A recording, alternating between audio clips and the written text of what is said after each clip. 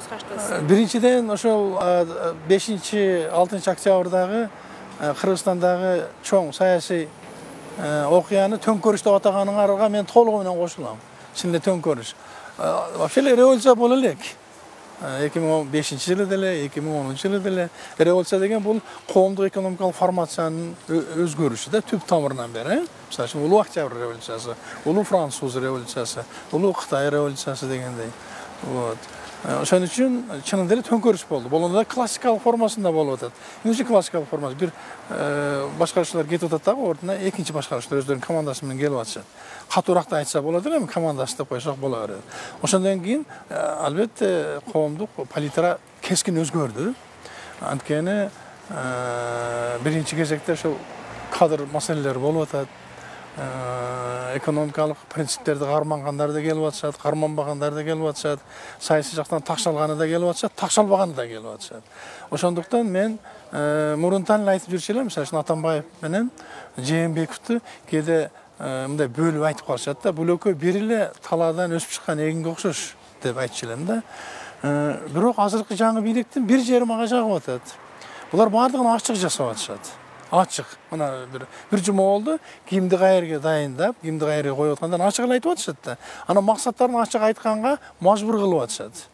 Мага ошо жагат. Мисалы үчүн ошол эле Ташиевдин тегил УКМКга барып, эмне кылам дегенин 1 саат айтып берди го, Эми бир топ аягында кескин сөздөрдү, фразаларды колдонду, бирок мен анысы да жакты мага. Себеби абал ошого алып келип атат да. Тиги Сыймык Жапыкеев менен Финполго барганы дагы абдан чоң баягындай бир билдирүүлөр менен коштолуп атат. Бирок эң башкысы ушулардын баардыгы популисттик мүнөздө болуп калбасын. Садыр Нуркожоевич өзү кандай нерседен башын өткөргөндүгү баарыбыз билебиз. Видимо, ошол өзүнүн ролун ойноп аткан окшойт. Бул бир. Экинчи, эски эмелер, эски күчтөр болуп көрбөгөндөй азыр чоң каршылык көрсөтө башташты. Эмне үчүн? Анткени алды жакта мурун эми жаңы шайлоолор болот дедик эле, көрсө аны кайра шайлоолор деген статуска өткөрүп коюшту. Ошол себеп болуп атат. Экинчи президенттик шайлоонун өзү себеп болуп атат да. Ошон үчүн саясий кырдаал дагы өзгөрөт. Азыркы саясий иштердин же болбосо кадамдардын баардыгы ушул эки гана чоң окуя менен байланышкан. Президенттик шайлоо менен, парламенттик шайлоо менен. Ошон үчүн биз кадр маселесин дагы башка көз караштарды дагы өз алдынча бир аларга мүнөздүү болгон көз караш менен карай албайбыз. Биз бийликке келип алалы, бийлигибизди чыңдап алалы деген гана ушундай принциптер болуп атат. Бирок бүгүнкү күнгө чейин Садыр Нуркожоевич туура эле кетип атат. Бир гана чоң жетишпеген жагы эски күчтөр абдан күчтүү болуп атышат.